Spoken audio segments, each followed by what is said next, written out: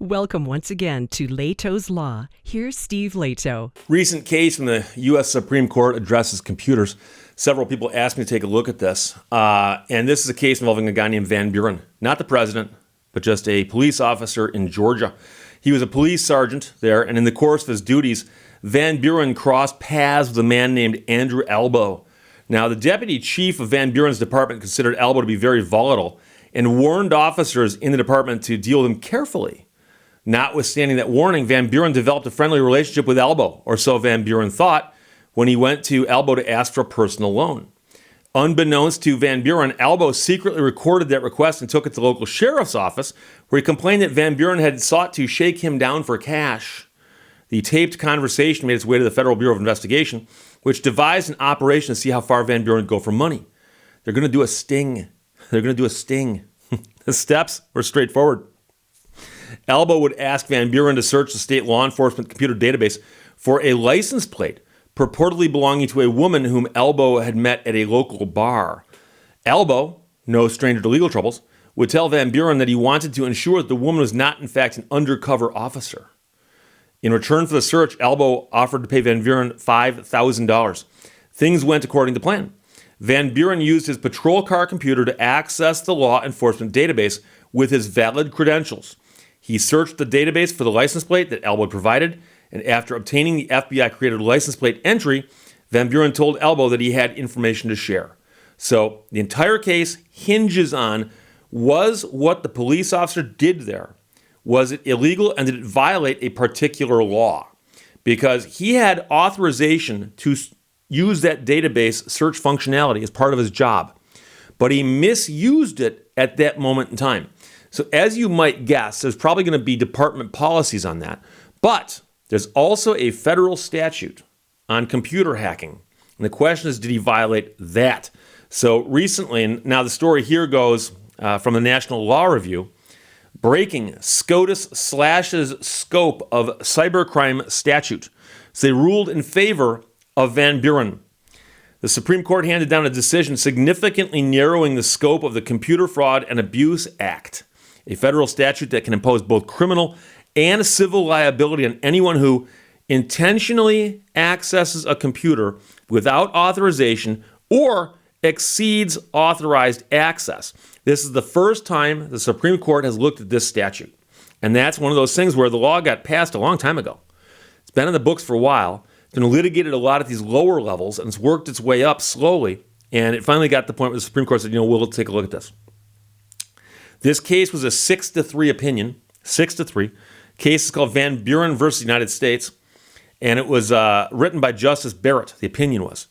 The court reversed the 11th Circuit's decision, which had upheld the conviction of the former police officer charged under the CFAA for searching a license plate in a law enforcement database for unofficial purposes.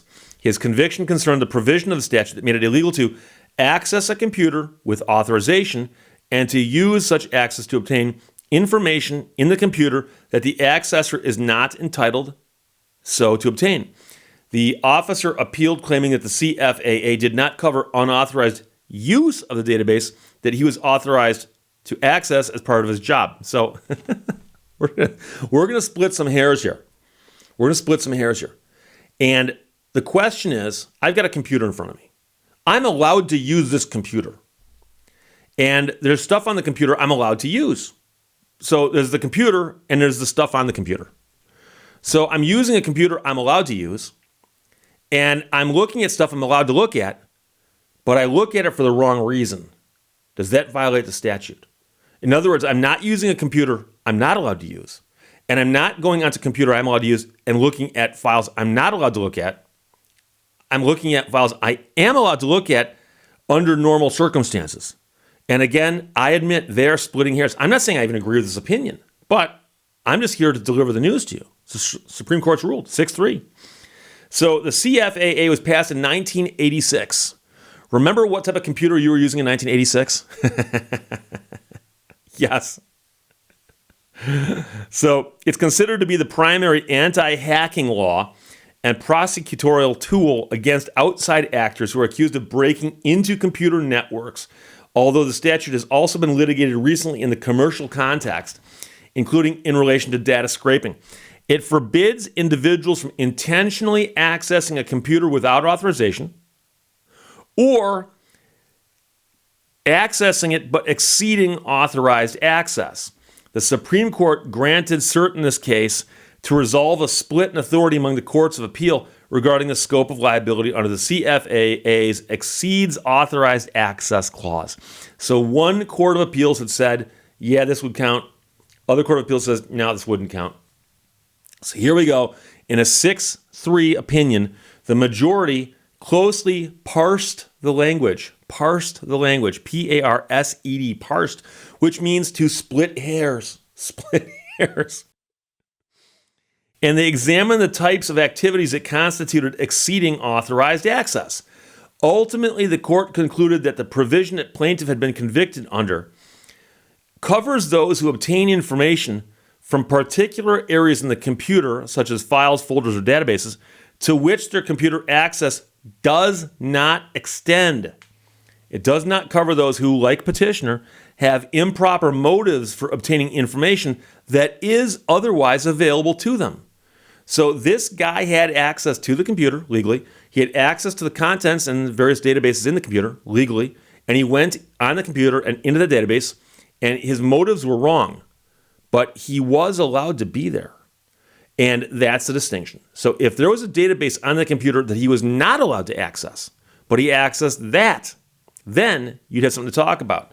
So Justice Barrett's opinion also focused on the statute's scope, noting that the government's broad interpretation would criminalize a breathtaking amount of commonplace computer activity, including such things as using a work computer for personal purposes.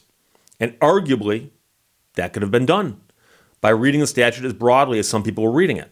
You brought a work computer home and you surfed the internet with it? Well, isn't that exceeding your authorized use, your authorized access? So this case is a game changer, again, according to National Law Review, for pending and future cases brought under the CFAA. There are some cases right now working their way through the California federal courts that have been paused pending a ruling from SCOTUS on this case. So everyone will be looking back on that case now in light of these new interpretations of the statute, which were adopted by SCOTUS recently.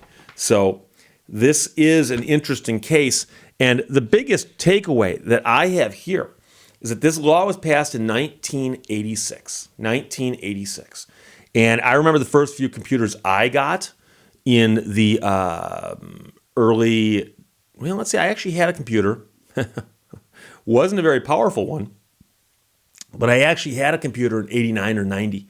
And then I had computers going forward from that point. But I mean, there was a time when you'd buy a computer that wasn't hooked up to the internet because the internet wasn't really it was around, but it was not something that was readily accessible to the average person. And, we were talking about, pre-Windows or so the idea of what there was back then, most people would have thought, well, number one, why would I want a computer? What does it do for me? But number two, if you had a computer or you knew about a computer, number one, some of them were very expensive. I remember a guy in law school had a computer, it cost, I think, like $9,000. Laptop, $9,000. And it just had, a typical, monochrome screen. I mean, $9,000, yeah, sure, $9,000. And I assure you that the smartphones that you buy today have like 1 billion times the computing power of that computer. And so at that time, most people thought of computers, especially in a business setting, as simply something that had data on it and databases on them. And so if you're working someplace, and especially they've got the big old mainframes and stuff, and a worker goes in and hacks into the wrong mainframe for a bad purpose. And so I think that there's a probability that somebody needs to revisit this 1986 law on computer fraud and abuse because times change. And I don't know if anybody in 1986 would have thought, somewhere down the road, we're going to actually have a thing in our hands. I mean, not that far down the road either. We're going to have a thing in our hands that will, number one, it'll shoot high definition movies. But it'll also allow you to surf the internet and access pretty much anything you want at any given time. And so I think they may need to update the law to clarify some of this. And this is a pretty straightforward case. The guy's a police officer, and he accesses the license plate database, but for the wrong reason. And I'm pretty certain there'd be a rule against that at his place of work. So I suspect that there was some kind of potential disciplinary action against him. But the question is, as we all know, do the police actually punish each other the way they ought to when they break the laws? Or was it necessary for someone else to step in and do something about this? I suspect also partially behind this was the fact that the FBI was involved. And when the FBI got involved and the guy broke a rule in his workplace, they probably thought, well, having him chased for that won't make us happy. We need something more to happen. So let's take a look at this CFAA and prosecute him under that. So the case is called Van Buren versus U.S. came down a couple days ago. It's a 6-3 opinion. And I've gotten this far without mentioning the Van Buren boys. So if you're a Seinfeld fan, you know what I'm talking about. If not, might not be worth looking up. It's not that funny, but it's kind of funny. So there you go. Breaking, SCOTUS slashes scope of the cybercrime statute. National Law Review wrote it. And by the way, the statement of the facts I read at the top was literally word for word from the opinion itself.